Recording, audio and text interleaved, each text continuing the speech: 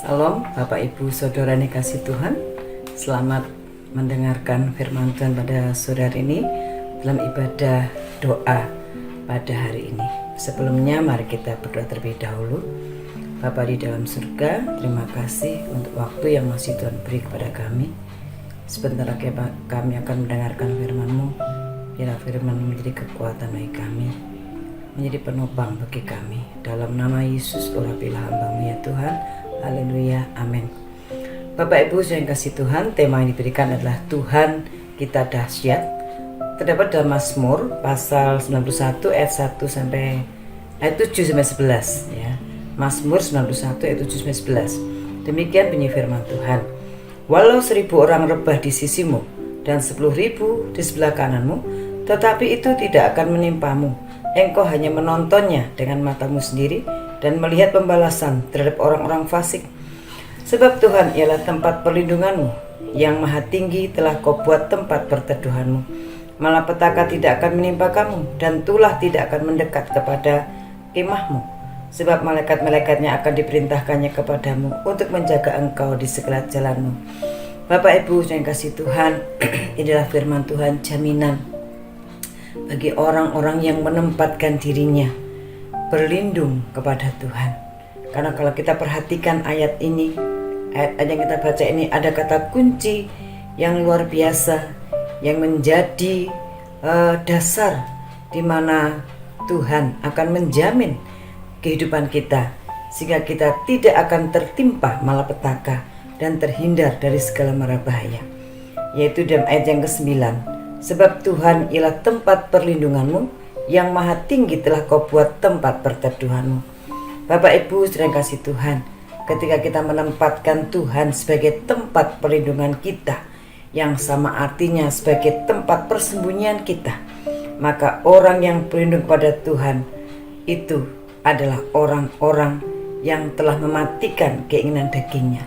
Jadi berlindung pada Tuhan itu bersembunyi pada Tuhan. Itu bukan berarti pokoknya bersembunyi seperti anak-anak delian gitu ya, supaya nggak kelihatan orang lain kan, tempat bersembunyi bukan. Tetapi orang yang bersembunyi kepada Tuhan, berlindung pada Tuhan, adalah orang-orang yang telah mematikan keinginan dagingnya dan hidup menurut kehendak Allah. Itu orang yang bersembunyi.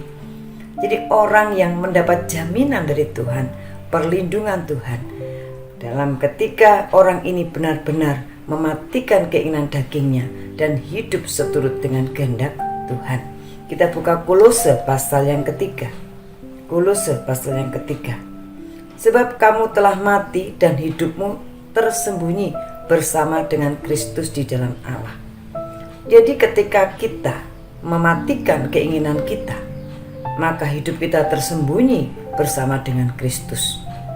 Jadi orang-orang yang berlindung pada Tuhan bukanlah orang-orang yang sembarangan, tetapi orang-orang yang sadar akan kehidupannya, yang tidak mampu mematikan keinginan dagingnya. Tapi ketika bersama Tuhan, dia mampu mematikan keinginan dagingnya dan dia hidup menurut sesuai dengan kehendak Allah. Ini adalah orang-orang yang telah dibangkitkan bersama-sama dengan Kristus. Orang-orang yang dibangkitkan bersama dengan Kristus adalah orang-orang yang tidak berpikir pikiran yang dunia, tetapi pikirannya hanya pikiran terarah kepada Allah sendiri. Ini adalah orang yang berlindung pada Tuhan. Orang yang berlindung pada Tuhan, dia tidak takut akan apapun, bahaya apapun, karena dia tahu bahwa Tuhan pasti melindunginya. Contohnya Sadrak, Mesah, dan Abednego. Ketika mereka dalam tekanan, ancaman, bahkan maut, mereka tetap berkomitmen pada perjanjian Tuhan. Mereka katakan, kalau Allah itu sanggup menolong kami, maka kami pun akan ditolong. Tetapi seandainya Allah tidak sanggup menolong kami, kami pun tetap akan menyembah Tuhan.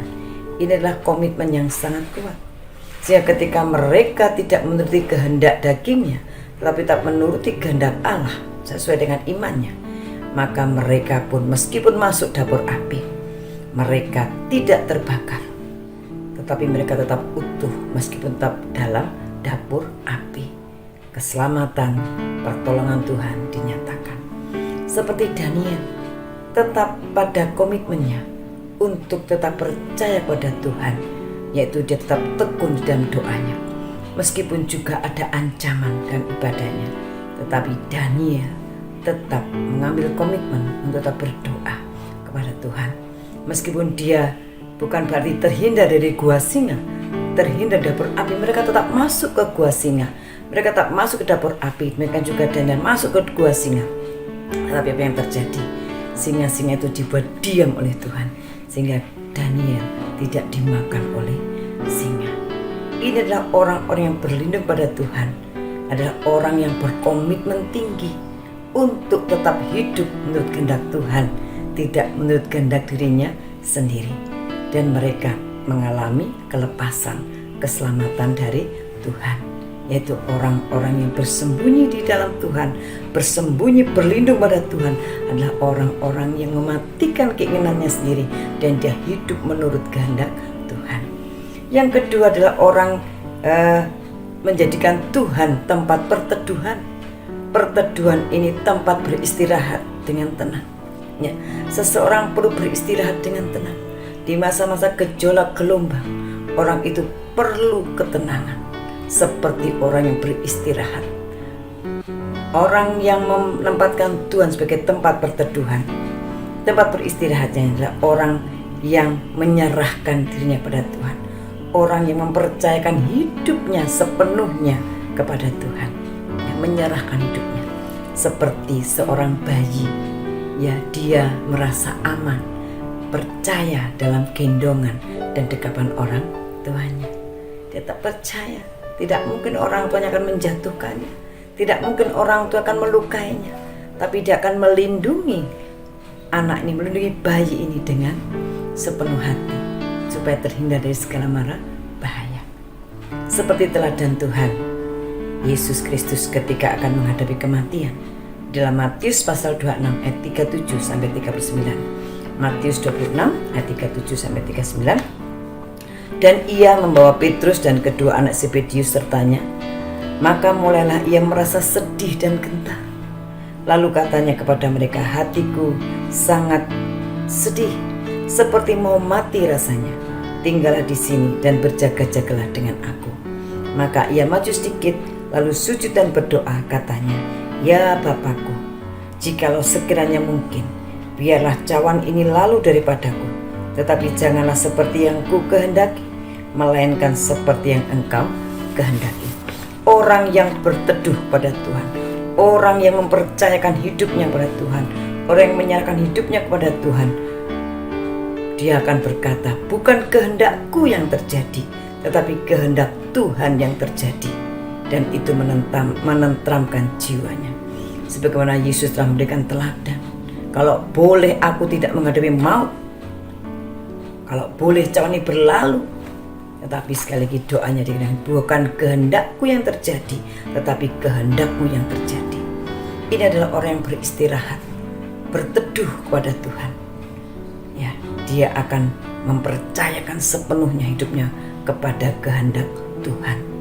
Semua orang boleh berdoa, semua orang boleh berseru pada Tuhan untuk minta kesembuhan, minta kelepasan dan sebagainya.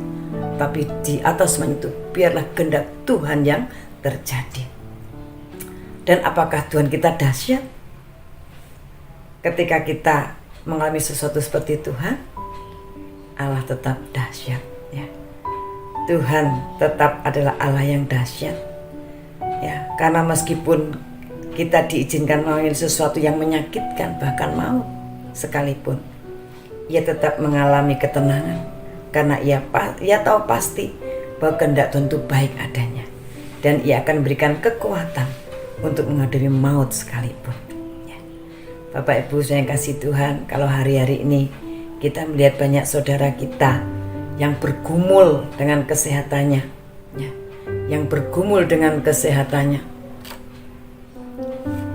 dengan kesehatannya, ya, dimana banyak orang, tidak hanya orang lain, orang yang belum mengenal Tuhan, tapi anak Tuhan pun diizinkan Tuhan untuk mengalami sakit corona ini, yang mana virus corona itu menyerang siapa saja tanpa memandang status sosial, kedudukan, agama dan sebagainya, termasuk orang percaya.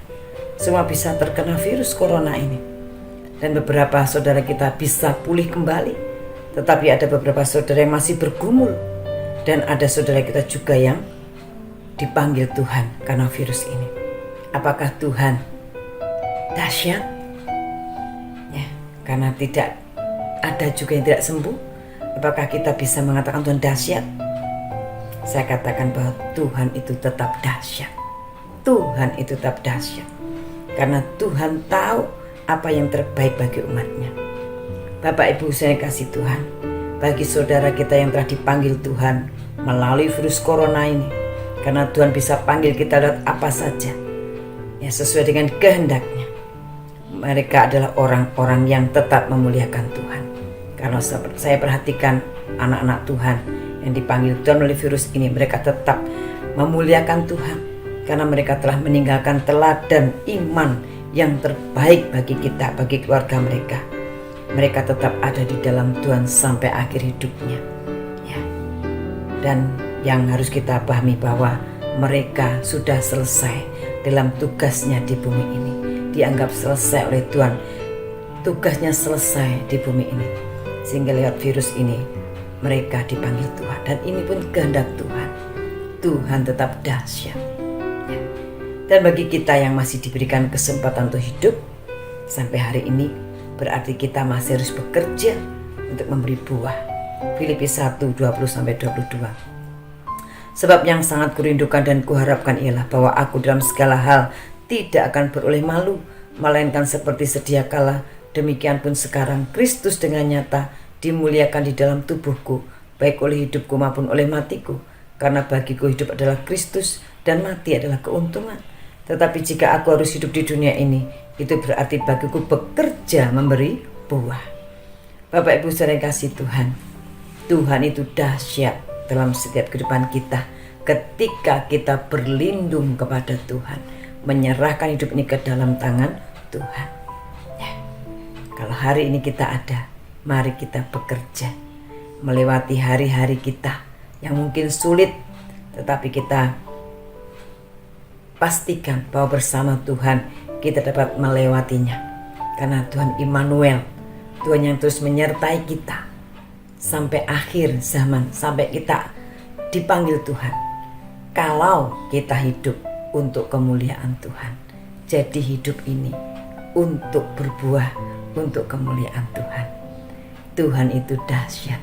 Kalau sampai hari ini saudara dan saya tetap diberi kekuatan, diberi sukacita, diberi damai sejahtera. Meskipun banyak hal yang harus kita lewati, itulah kedahsyatan Tuhan. Dan bagi Bapak Ibu Saudara yang sakit, yang masih bergumul, tetap katakan Tuhan itu dahsyat. Yang ku percayai, Dia akan berikan yang terbaik bagi kita sesuai dengan kehendak Tuhan. Ya, itu yang harus kita yakini. Kalau Tuhan masih berikan kita kekuatan, berarti kita dianggap masih belum selesai mengerjakan tugas kita. Tetapi kalau Tuhan menyatakan bahwa kita selesai tugas kita, Tuhan panggil kita, itu juga kehendaknya. Tuhan tetap dahsyat. Dan kita seperti janji Tuhan tadi, kita akan melihat, menonton. Tetapi bukan berarti kita bergembira, tapi kita boleh merasakan apa yang dirasakan orang lain, sebagai tanda simpati dan empati kita. Karena kita diberikan Tuhan kekuatan, kita turut mendoakan mereka supaya mereka kuat, mereka bertahan, bisa melewati hari-hari mereka bersama dengan Tuhan, sehingga ada kemenangan demi kemenangan boleh dialami. Puji Tuhan, Tuhan kita dahsyat dulu, sekarang, dan sampai selama-lamanya. Mari kita nikmati kedahsyatan Tuhan ketika kita berlindung dan berteduh pada Tuhan, ketika kita mempercayakan hidup sepenuh pada Tuhan. Ya, kita mematikan keinginan daging kita dan kita menyerahkan sepenuh, mempercayakan sepenuh hidup ini pada Tuhan, maka Tuhan memberi yang terbaik bagi kita. Tuhan dahsyat. Amin. Shalom Bapak Ibu kasih Tuhan. Salam sehat. Tuhan Yesus memberkati kita semua.